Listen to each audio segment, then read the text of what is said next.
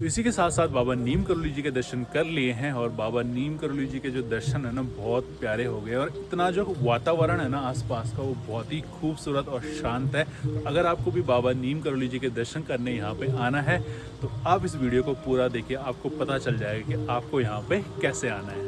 हाँ जी, जय श्री राम, जय बजरंगबली, जय नीम करोली बाबा जी। तो स्वागत है जी आपका एक नए ब्लॉग में। और आज के ब्लॉग में मैं हूँ जी देहरादून और आज हम जाने वाले हैं बाबा नीम करोली जी के दर्शन करने। तो दर्शन करने के लिए सबसे पहले देखते हैं कि भैया सबसे पहले मुझे जाना है देहरादून, देहरादून से ही आगे की यात्रा होगी। तो अभी मैं सबसे पहले जा रहा हूँ देहरादून। अगर आप भी कभी देहरादून आते हैं और बाबा नीम करोली जी के दर्शन करना चाहते हैं तो दिखाते हैं आपको कि कैसे आप बाबा जी के दर्शन कर सकते हो, कैसे देहरादून से आगे जा सकते हो, कैसी आपकी यात्रा रहने वाली है। तो ब्लॉग सीधा स्टार्ट करते हैं देहरादून से। अभी हम पहुंच चुके हैं जी ISBT देहरादून में। तो यहाँ से हमको जाना है जी थानो, और थानो जाने के लिए डायरेक्टली बस अवेलेबल नहीं होती। अगर आप किस्मत वाले हो तो शायद कभी कभी जो है कि शेयरिंग कैब यहाँ से मिल जाएंगी जो कि जाती है एयरपोर्ट। अब आपको यहाँ से लेना है जी, या तो आप जा सकते हो रायपुर या फिर आप जा सकते हो परेड ग्राउंड। मैं अभी जा रहा हूँ परेड ग्राउंड। तो परेड ग्राउंड से जो है कि हमें आगे का सफ़र यानी कि टैक्सी या फिर बस हमें मिलने वाली है। अगर आप जाते हो जी यहाँ से रायपुर तो रायपुर से आपको चेंज फिर करना होता है, इसलिए मैं सबसे पहले अभी जा रहा हूँ जी परेड ग्राउंड। परेड ग्राउंड और रायपुर के लिए आपको इजीली यहीं से बसेस अवेलेबल मिल जाती हैं जिसका किराया 30 से 50 रुपए तक होता है।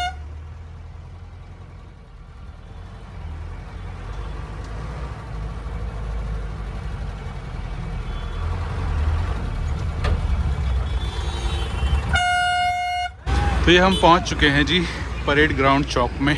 ये है परेड ग्राउंड चौक, ठीक है। इधर होते हैं परेड और यहाँ तक मेरी बस ने मुझे छोड़ दिया था। तो यहाँ से अब मैं जाऊँगा इस छोटी वाली बस में जो कि जाएगी थानो तक। छोटी छोटी बसें जाती हैं, जैसे आपको ये बस वाला छोड़ेगा ना, ठीक है, तो यहीं से सामने आपको मिल जाएंगी ये छोटी छोटी टैक्सियाँ भी नहीं, मतलब इसको टेम्पो ट्रैवल पता नहीं क्या बोलते हैं। तो ये हमें लेके जाएगा सीधा थानो। थानो से आगे जो है कि थानो पहुँच के हम आपको बताएँगे, ठीक है। तो अभी चलते हैं पहले इस छोटी सी वाली टैक्सी में। तो ये है जी हमारी टैक्सी, परेड ग्राउंड रायपुर थानो, इसमें जाने वाले हैं। परेड ग्राउंड से आपको थानो तक की सर्विस डायरेक्टली मिल जाती है। अगर आप आते हो रायपुर में तो रायपुर से भी आपको इजीली सर्विस मिल जाएंगी, क्योंकि जो भी गाड़ियां जाती है एयरपोर्ट वो आपको थानो तक छोड़ के जरूर जाएंगे। तो अगर आप आते हो रायपुर में तो रायपुर से इजीली आपको सर्विस मिल जाएंगी थानो तक की। और आगे का जो रास्ता है बहुत ही खूबसूरत है, तो अब आप रास्ते के मजे लीजिए।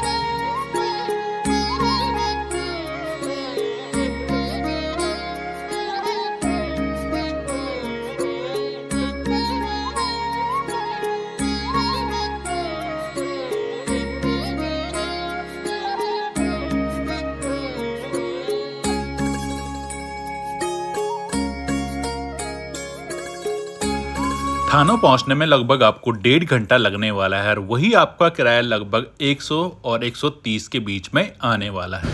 ये पहुंच गए जी हम थानो में। हमारी जो गाड़ी थी ना उसने यहाँ पे रोक दिया है। अब हमें जाना है आगे। तो आगे सब देखते हैं कि कहाँ से मिलता है हमें आगे जाने के लिए।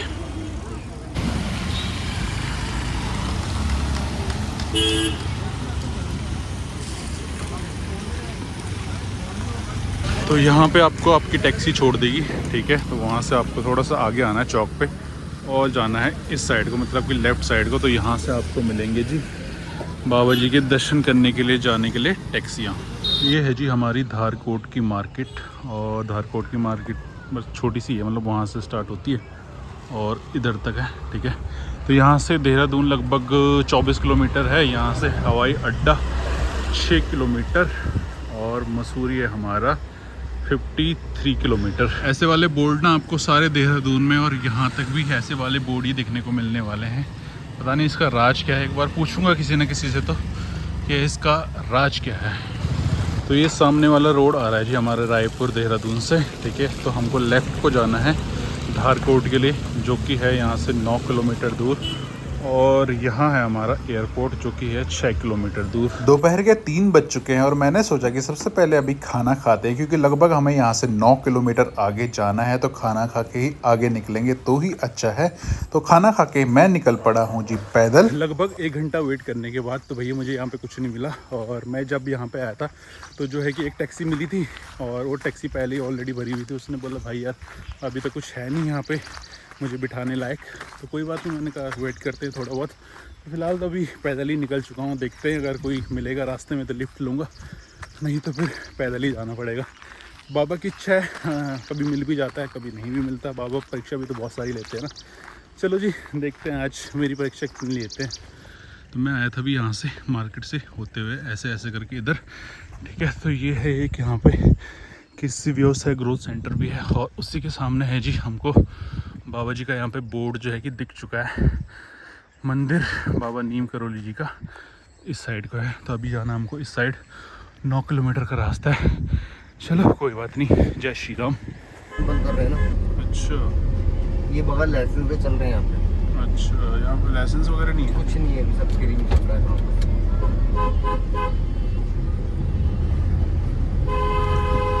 तो जैसे ही मैं बाबा जी के गेट के सामने आया था, मतलब जहाँ पे हमें बाबा जी का साइन दिखाया गया, अच्छा। तो वहाँ पे मुझे एक भैया जी मिले जो कि आधे रास्ते तक जा रहे हैं। तो मैंने सोचा कि चलो भैया जी के साथ ही चले जाते हैं, क्योंकि ये भी आधे रास्ते तक जाएंगे, वहाँ से भी आगे मुझे पता नहीं कितना जाना पड़ेगा। तो देखते हैं वहाँ से यहाँ तक तो बाबा जी ने किसी सहारे को भेज दिया है, फिर आगे देखते हैं बाबा जी की क्या कृपा रहती है।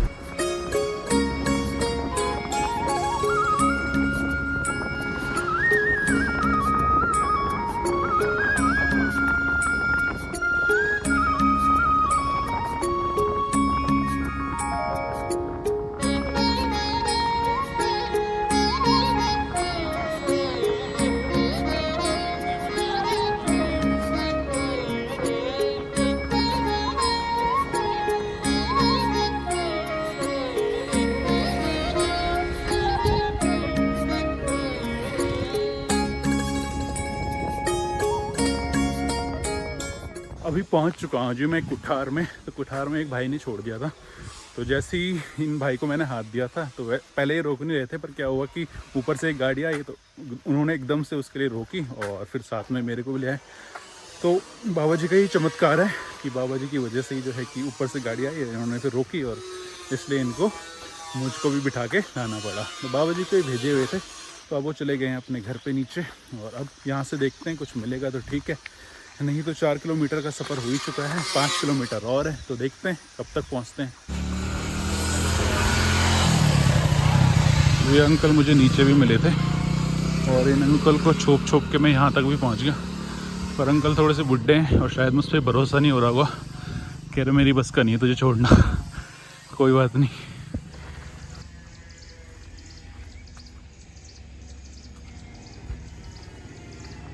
आज बाबा जी की कृपा और बाबा जी की परीक्षा दोनों ही देखने को मिल रही है मुझे पहली बार। वैसे इतने ही मतलब जितनी भी जगह मैं बाबा जी के धाम पे गया हूँ ना, मतलब ऐसा कुछ हुआ नहीं, पर पहली बार ऐसा हो रहा है कि बाबा जी या तो चाह नहीं रहे होंगे, या फिर अगर चाह रहे तो शायद परीक्षा ले रहे हैं मेरे, क्योंकि सुबह सुबह से ऐसा हो रहा है कि पहले मैंने सोचा कि 12 बज गए तो यार अब क्या जाना। जैसे मैंने फ़ोन देखा तो 9 बजे हुए थे, उसके बाद में जैसे ही निकला तो वहाँ से ऑलरेडी 1 घंटा लेट, घर से मैं 1 घंटा लेट हो चुका था। फिर वहाँ से बस मिली, फिर वहाँ से जैसे ही आए तो जाम लगा हुआ था। फिर जैसे ही मैं जो है कि थानों पहुँचा, थानों से मुझे कुछ मिला नहीं, वहाँ से मैं पैदल चल पड़ा। थोड़ा सा आगे जाके जो है कि बाबा जी की कृपा, जहाँ पे बाबा जी का बोर्ड था वहीं पे जो है कि एक भाई ने मुझे लिफ्ट दी, और थोड़ा सा आगे आते ही सर मिले हैं मुझे यहाँ पे। तो सर का नाम है भानु सर, और भानु जी मुझे मिले हैं यहाँ पे। तो यहाँ से अभी हम जा रहे हैं धनकोट के लिए, धारकोट के लिए, जहाँ पे कि बाबा जी का धाम है। और पहली बार ऐसा हो रहा है कि बाबा जी को, मतलब ऐसा मैंने सोचा था हमेशा कि बाबा जी ज़्यादा परीक्षा नहीं लेते, तो ऐसा ही है कि मतलब बाबा जी चाहते हैं कि आप एटलीस्ट कुछ करो, एक स्टेप आप लो तो एक स्टेप हम लेंगे। तो वही मुझे आज देखने को मिल रहा है। तो थैंक यू सो मच बाबा जी, मुझे कुछ शिक्षा भी देने के लिए कि पहला स्टेप हमारा ही होना चाहिए, और उसके बाद जो है कि बाबा जी आपका साथ खुद देते हैं।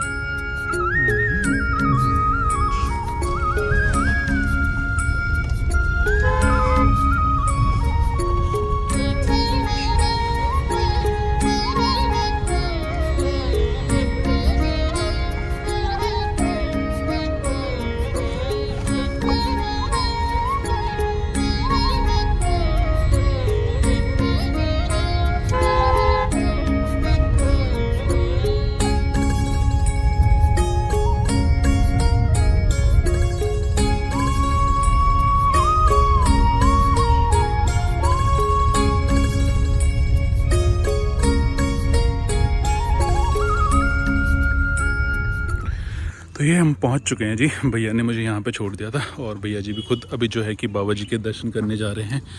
और ये यहाँ का चारों ओर का वातावरण।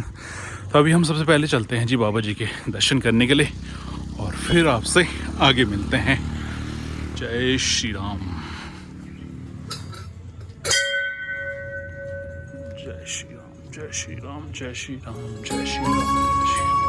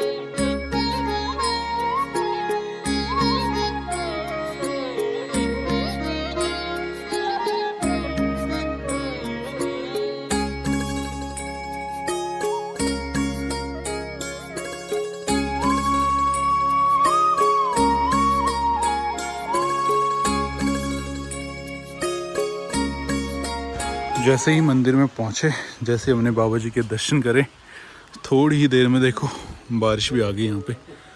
और ऐसे हमने बाबा जी के दर्शन भी कर लिए हैं। बहुत ही शांति यहाँ पे। जय श्री राम। पूरे टॉप में बसा हुआ है बाबा जी का ये मंदिर, जैसे कि आपको दिख रहा होगा ना।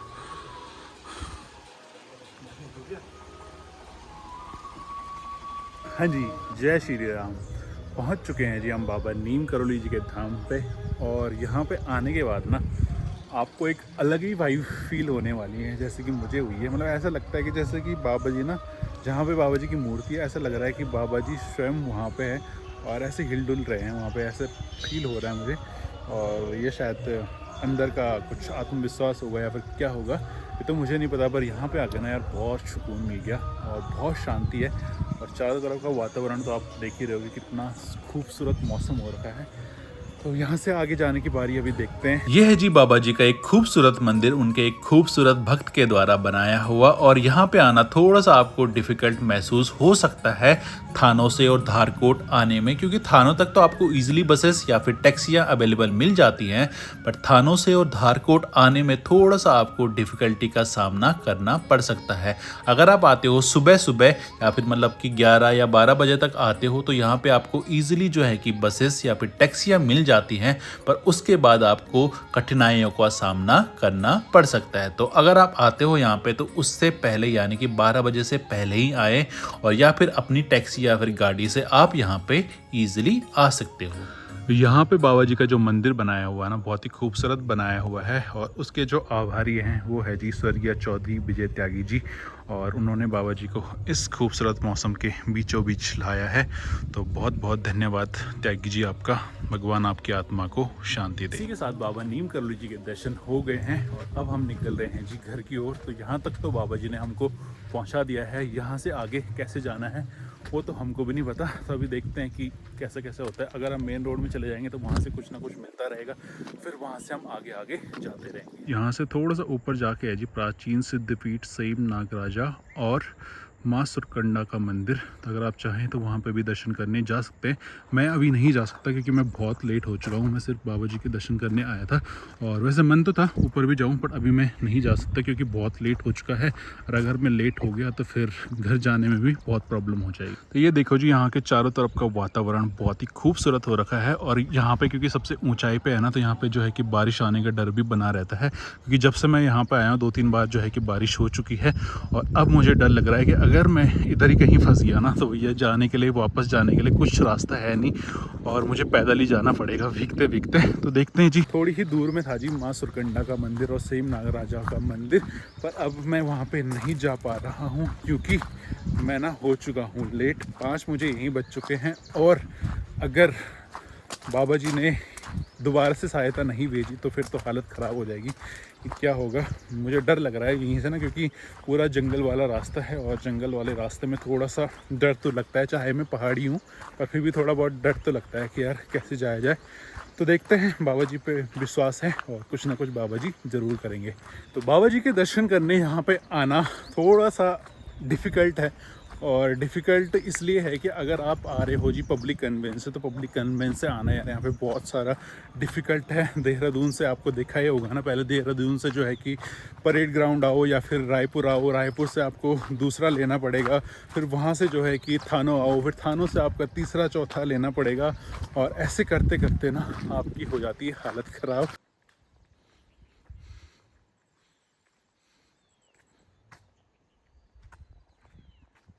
तो ये है जी वो स्थान जहाँ पे कि हमें आना है, धारकोट। और धारकोट पहुँचना इतना आसान नहीं है, जैसे कि आपको दिख ही गया होगा कि सबसे पहले मैं आया था जी अपने आईएसबीटी से हम आए थे जी परेड ग्राउंड से आए थे। हमको एक छोटा सा गाड़ी मिली थी जिसमें कि बहुत सीटें नहीं थी, तो वहाँ पे भी आपको थोड़ा सा कम ही कन्वेंस मिलता है, जो कि हम आए थे थानों से आगे जो है कि हमको आना होता है जी और छोटी वाली टैक्सी में। तो टैक्सी बहुत कम अवेलेबल रहते हैं, जैसे कि जहाँ मतलब मैं दोनों गाड़ियों में आया था तो उन्होंने कहा था कि बहुत ही कम अवेलेबल रहती है, और एक टाइम के बाद तो जैसे कि दोपहर के बाद तो ऊपर आने के लिए कुछ मिलता भी नहीं है। तो अगर आप फैमिली के साथ आ रहे हो तो अवॉइड ही करना कि भैया इतनी दूर आप फैमिली के साथ आओगे यहाँ पे, तो मुझे नहीं लगता कि आना चाहिए आपको।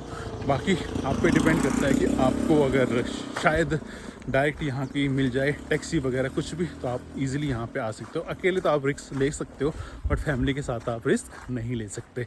तो चलो निकल तो चुके हैं यहाँ से, अब देखते हैं कि कुछ आता है तो जाएंगे, नहीं तो फिर ऐसे ही पैदल पैदल पहुँचना पड़ेगा।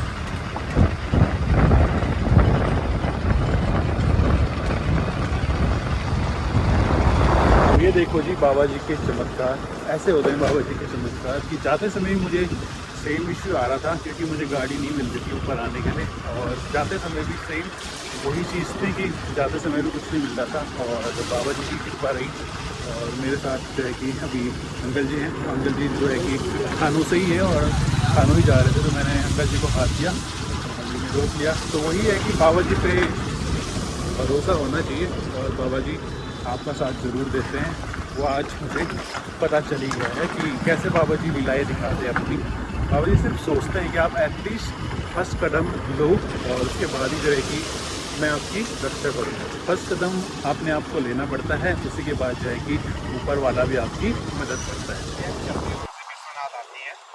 अच्छा, चौक पे यहाँ से नीचे थानों चौक से, देहरादून जाती है परेड ग्राउंड। पर यहाँ ऊपर नहीं आते ना कुछ, यहाँ बस कोई वो टैक्सी वगैरह ही मिल जाती है बस। ये था जी मेरा एक छोटा सा प्रयास आपको बाबा जी से मिलाने का। आई होप कि आपको पसंद आया होगा। तो अब मैं जा रहा हूँ जी देहरादून, और देहरादून आने या फिर देहरादून से और थानों आने में आपको कोई भी प्रॉब्लम नहीं होने वाली, क्योंकि एयरपोर्ट से जो टैक्सियाँ आती जाती रहती है तो वो आपको ईजिली यहाँ पे छोड़ भी देती है और यहाँ से देहरादून लेके भी जाती है। आपको थोड़ी सी प्रॉब्लम होने वाली है, तो वो होने वाली है थानों से और धारकोट जाने में, अगर आप थोड़ा सा लेट आते हो, यानी कि 12-1 बजे के बाद आते हो। तो अगर आपको ये ब्लॉग पसंद आया होगा तो प्लीज़ इस ब्लॉग को लाइक जरूर करना, शेयर जरूर करना, और अगर आप इस वीडियो को देख के यहाँ पे आ रहे हो, यानी कि बाबा जी के दर्शन करने आ रहे हो, तो प्लीज़ मुझे नीचे कमेंट बॉक्स में ज़रूर बताना। अगर मुझसे कुछ छूट गया हो जो मैं इस वीडियो में नहीं बता पाया हो, तो प्लीज़ नीचे कमेंट बॉक्स में ज़रूर बताना। तो मिलते हैं कुछ ऐसे ब्लॉग में, तब तक के लिए जय श्री राम।